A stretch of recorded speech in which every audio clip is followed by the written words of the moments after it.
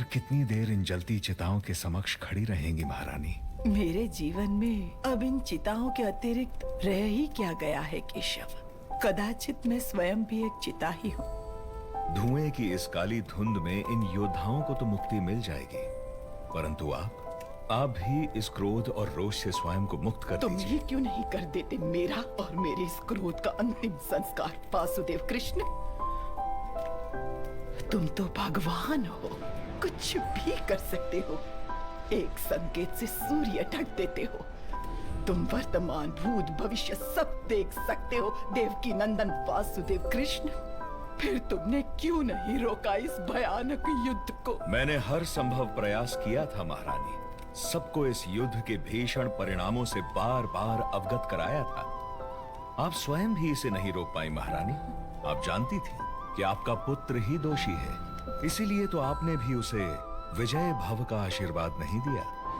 विजय का आशीर्वाद तो मैंने धर्म को दिया था केशव, किंतु तुमने इस युद्ध में धर्म कहाँ छोड़ा? तुम केवल अर्जुन का रथ नहीं चला रहे थे, पूरा जय थे। तुमने हर नियम और हर मर्यादा को ताक पर रख दिया ताकि तुम्हारे चुने हुए पांडव युद्ध जीत सके। मैंने पांडवों को नहीं चुना, मैं दोनों पक्षों के लिए समान रूप से उपलब्ध था, किंतु दुर्योधन ने स्वयं मेरी नारायणी। नाम मत लो अपनी जीवा से मेरे पुत्र का केशव। तुमने इस युद्ध में धर्म के नाम पर जो अधर्म किया है, इतिहास उसके लिए तुम्हें कभी क्षमा नहीं करेगा, कभी नहीं।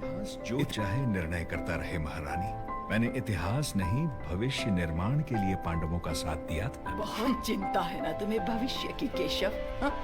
लो, आज मैं तुम्हें उस चिंता से सदा के लिए मुक्त करती हूँ। मैं तुम्हें श्राप देती हूँ कि जिस प्रकार मेरे वंश का नाश हुआ है, उसी प्रकार एक दिन तुम्हारा भी पूरा वंश नष्ट हो जाएगा।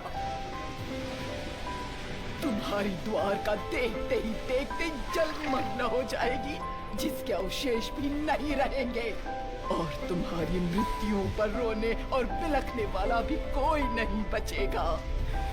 ये तुम्हें एक माँ का श्राप है।